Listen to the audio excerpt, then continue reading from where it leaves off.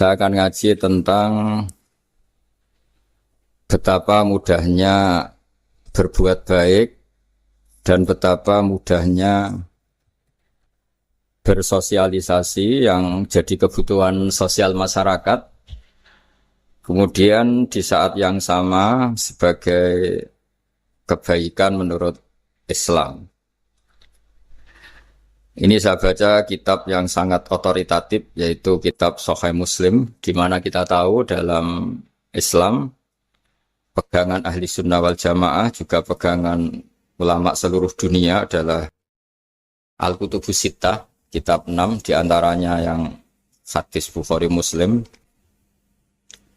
Di sini ketika Nabi ditanya tentang beberapa kebaikan, yaitu dari pertanyaan ayul a'mali afdol, amal apa yang terbaik, diantaranya Nabi menyebut sekian: iman billah, iman kepada Allah Ta'ala.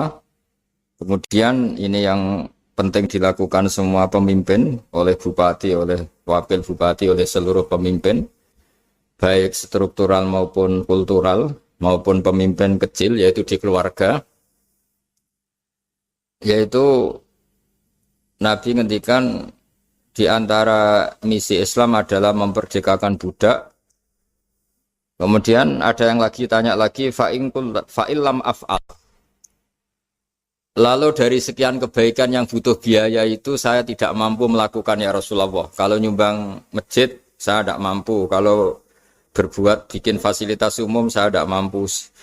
Ada yang sekian pertanyaan dari sahabat, kalau misalnya kebaikan yang butuh biaya kami tidak mampu, termasuk di sini disebutkan kemampuan berhaji, kemampuan zakat, kemampuan sedekah. Kalau semua itu kami tidak mampu ya Rasulullah.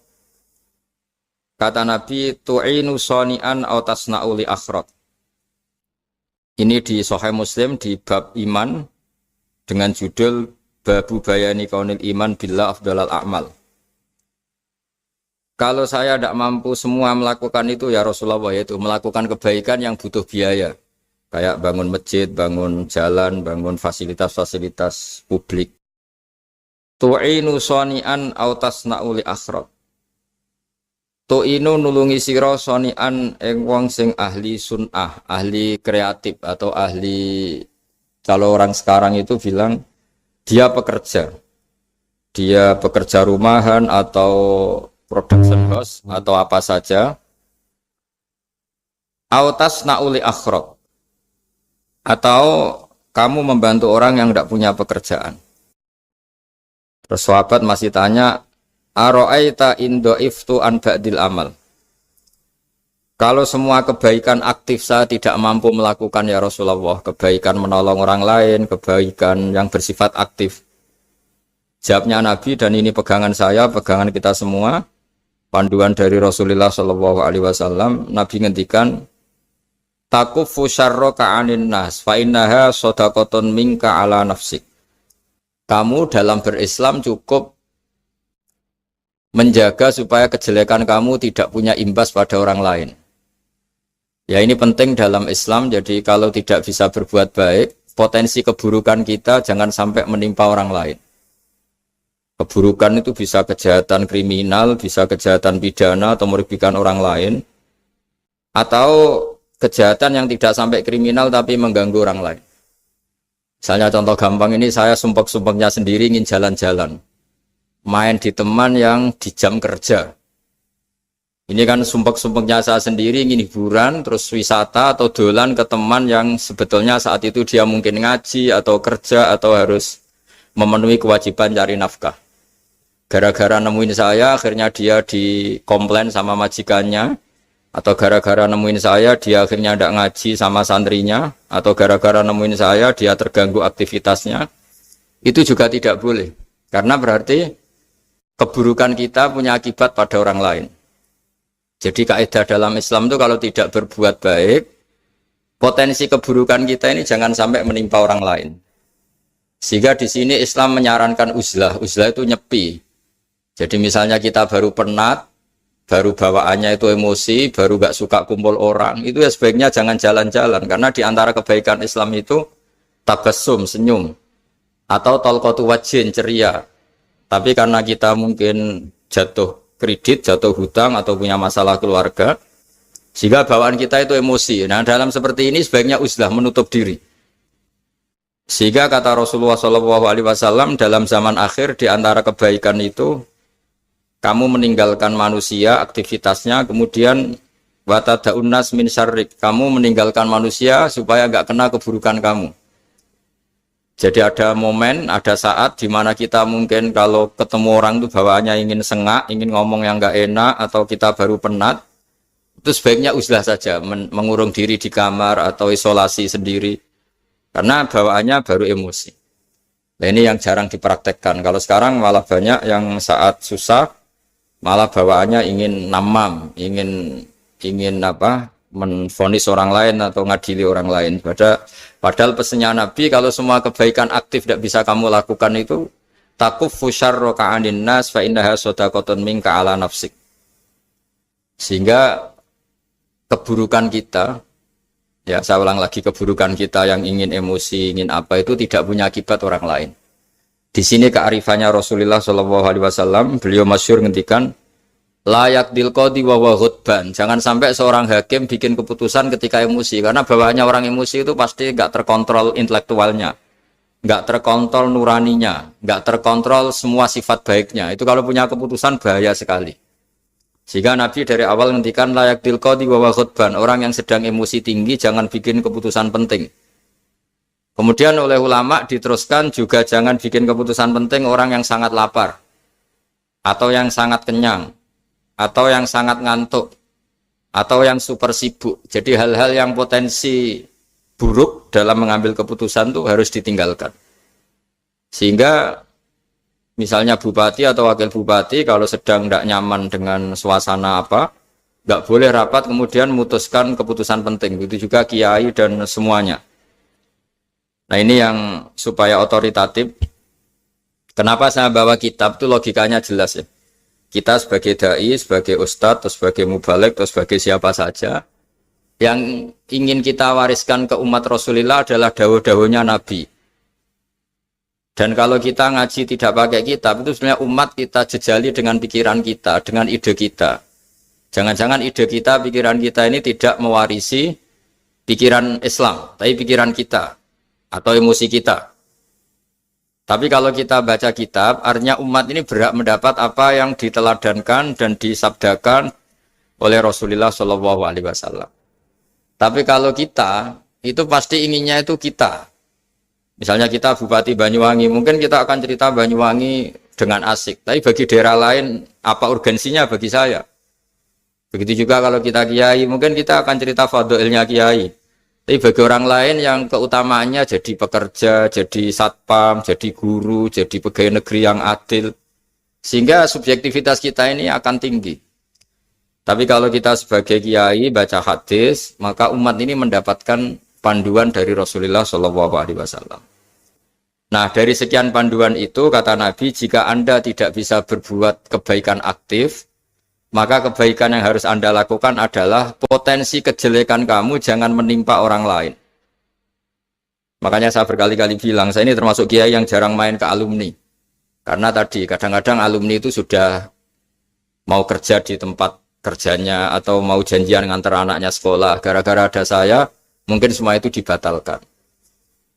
Sehingga silaturahim itu juga harus dimanage supaya tidak mengganggu haknya orang yang kita silaturahimi. Jangan sampai silaturahim jam 9, saatnya orang kerja, kemudian dia dapat peringatan dari pabriknya gara-gara sering didolani kiainya. Itu kan jadi ribet. Atau kiai karena sering didolani terus tidak ngaji, menutupi tamu terus. Itu kan jadi ribet. Apapun itu sehingga orang itu harus berpikir perilakunya itu tidak punya akibat la doror wa la diror. Jangan mengganggu dirinya, juga jangan mengganggu orang lain. Ini oleh Nabi disebut takuffu syarra ka'adin nas fa innaha shadaqatun minka ala nafsik. Sifat buruk kamu itu harus dijaga supaya tidak menimpa orang lain. Dan itu berarti menjadi sedekah kamu atau amal kamu pada diri kamu sendiri. Jadi ini penting dimaklumatkan ke semua kita, bahwa saat kita tidak bisa berbuat baik aktif, misalnya nggak bisa sedekah, nggak bisa menolong orang, setidaknya keburukan kita tidak menimpa orang lain. Nah, termasuk keburukan yang terselubung adalah kita punya pikiran yang menurut kita ini hebat, tapi bagi orang lain mungkin bahaya. Misalnya kita punya pikiran ingin jadi orang kaya raya yang dermawan. Itu artinya kan pikiran baik karena ingin jadi dermawan. Tapi artinya bayangkan orang lain tuh miskin semua butuh derma kamu. Mana mau orang lain kamu bayangkan miskin butuh derma kamu. Orang lain juga bayangkan dirinya kaya gak butuh derma kamu. Itu namanya kebaikan yang subjektif. Kamu ingin jadi kiai yang ngajarin orang banyak. Oke, itu baik. Tapi kan berarti kamu bayangkan orang lain gak bisa ngaji, terus kamu saja yang bisa ngaji, sehingga kamu yang ngajarin. Ya sudahlah, kebaikan itu udah usah muluk-muluk seperti itu. Jadi apa yang ditakdirkan kita jadi bupati ya jadi yang baik, menolong pekerja-pekerja yang baik. Saya kemarin diceritain banyak oleh Mas Anas, aktivitas Pemda Banyuwangi yang menolong banyak orang, juga masyarakat juga saling menolong, dan seterusnya dan terusnya. Jadi ini jelas maksud saya supaya bupati dan semuanya pemimpin melakukan kebaikan itu berdasar panduan dari Rasulullah SAW, di mana di antara aturan yang dianjurkan beliau adalah aktivitas kita sebagai manusia adalah tu'inu soni'an au tasna'uli akhraq. Ya, saya ulang lagi, saya ulang teks hadisnya secara lengkap supaya dapat berkahnya Rasulullah SAW. Ada beberapa pertanyaan dari sahabat, ya Rasulullah, jika saya tidak bisa berbuat baik yang berbiaya atau tidak bisa berbuat baik yang aktif, apa yang saya harus lakukan? Nabi ngendikan tu'inu shani'an aw tasna'uli asra. Kamu membantu orang yang bekerja atau kreatif, orang-orang yang kreatif atau pekerja apa saja kamu bantu, dan bantu orang yang tidak punya pekerjaan. Terus ditanya lagi, qultu ya Rasulullah ara'aita in dha'iftu an ba'dil amal. Bagaimana kalau itu pun saya tidak bisa ya Rasulullah? Terus Nabi ngendikan tafuqifu syarraka 'anin nas fa innaha shadaqatun minka 'ala nafsik. Yang penting keburukan kamu tidak menimpa ke orang lain, dan itu bagian dari sedekah kamu. Nah, perlu saya ingatkan ke semua kita lah. Makanya pentingnya membaca umat Islam dengan ilmu usul fikih. Saya berkali-kali bilang, jika ada seseorang tidur, itu jangan kamu baca sebagai tidur yang meninggalkan tahajud, meninggalkan sholat qiyamul lail, meninggalkan wiridan di malam hari. Tapi juga bacalah saat itu dia tidak dugem, tidak maksiat, tidak narkoba. Sehingga barokahnya ilmu itu ada respek pada umat Islam yang tidur. Karena tidur itu juga ada fungsi meninggalkan sekian maksiat, sekian kriminalitas. Tapi kalau kita kulino tidak baca dengan ilmu, maka melihat orang tidur itu ya kayak meninggalkan tahajud, meninggalkan wiridan, meninggalkan qiyamul lail, sehingga bawaannya kita ini akan kurang respect. Tapi kalau kita membacanya dengan ilmu, orang yang tidur di malam hari, maksudnya ya sudah sholat isya, itu ada sekian potensi maksiat yang dia tinggalkan. Dia tidak ngerasani orang, tidak adu-adu orang di medsos, dia tidak dugem, tidak meninggalkan. Pokoknya ada sekian kebaikan dalam saat tidur itu. Ini barokahnya ilmu. Tanpa ilmu kita tidak bisa respect seperti ini. Karena bawaannya akan, oh ini malam-malam tidak tahajud, tidak wiridan, tidak apa. Tapi kalau kita dengan ilmu, itu akan membaca dengan tidur, artinya orang tidak maksiat, tidak dugem, tidak ngerasain orang, tidak ngata-ngatain orang. Nah di sini Shadaqallahul Azim ketika ngendikan wa min ayatihi manamukum billaili wan nahar. Termasuk ayat Allah itu orang tidur. Maksudnya tidur yang dengan dimaknai positif tadi, bisa istirahat, bisa meninggalkan maksiat, bisa apa-apa. Nah ini di sini hebatnya Rasulullah SAW ketika beliau memandu kebaikan. Di antara kebaikan itu apa? Takufu syarroka anin nas fa innaha shadaqatun minka 'ala nafsik. Kamu, potensi buruk kamu atau keburukan kamu jangan sampai menimpa pada manusia, pada orang lain, dan itu bagian dari sedekah kamu.